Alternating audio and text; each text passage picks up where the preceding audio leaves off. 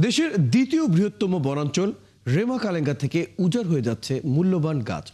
বছর পর বছর ধরে চলা অবৈধ পাচারে পুরো অভয়ারণ্য এখন হুমকির মুখে।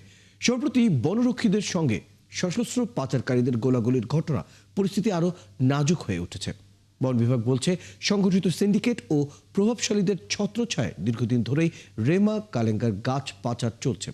শাকিল চৌধুরীর তথ্য ও ছবিতে প্রতিবেদন। হবিগঞ্জের চুনারু ঘাটে রয়েছে দেশের দ্বিতীয় বৃহত্তম বনাঞ্চল রেমা-কালেঙ্গা। গত 11 ডিসেম্বর গভীর রাতে কালেঙ্গা বিটের নিশ্চিন্তপুর পাহাড়ে সেগুন গাছ কাটছিল একটি সংঘবদ্ধ চক্র। বনরক্ষীরা বাধা দিলে গাছ চোর ও বনরক্ষীদের মধ্যে টানা আধ ঘন্টার বেশি সময় ধরে চলে গোলাগুলি।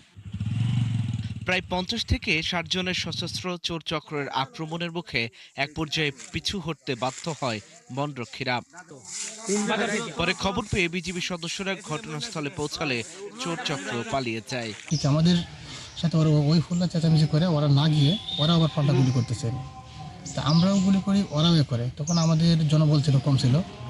এক পর্যায়ে আমরা সাথে পিছু হটি, ওরাও গুলি করতে করতে আমাদের দিকে আসে। আমরা প্রায় 14 রাউন্ড গুলি করছি। রেমা-কালেঙ্গা অভয়ারণ্যে রয়েছে 638 প্রজাতির গাছপালা ও লতা গুল্ম।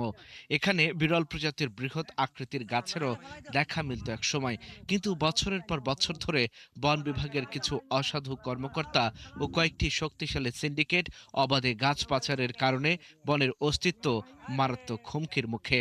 অবশ্যই প্রশাসন আছে, প্রশাসন যদি এই জায়গায় যদি হাত না থাকতো, এগুলা গাছ কোনো কাটার ক্ষমতা নাই। আইনশৃঙ্খলা বাহিনী যারা রয়েছে তাদের প্রতি আমি অনুরোধ জানাই যে আমাদের এই সোনারঘাটের সৌন্দর্য যাতে রক্ষা করার জন্য সর্বোচ্চ ভূমিকা রাখে।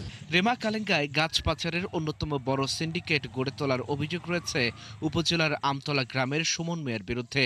বন বিভাগ জানায়, প্রায়ই এসব দস্যুরা বন কর্মকর্তাদের হুমকি ধামকি দিচ্ছে। এখানে কেউ কোনো তথ্য দিতে চায় না, ওরা মধ্যে বেশিরভাগই এই কাজের সাথে জড়িত। বেশিরভাগ এরা তথ্য দিতে চায় না, দিলে তারা আরো সমস্যা পড়ে। তারা জনবল অনেক বেশি ছিল এবং আমাদের লোকজন তারা নিরাপদে ফিরে আসে।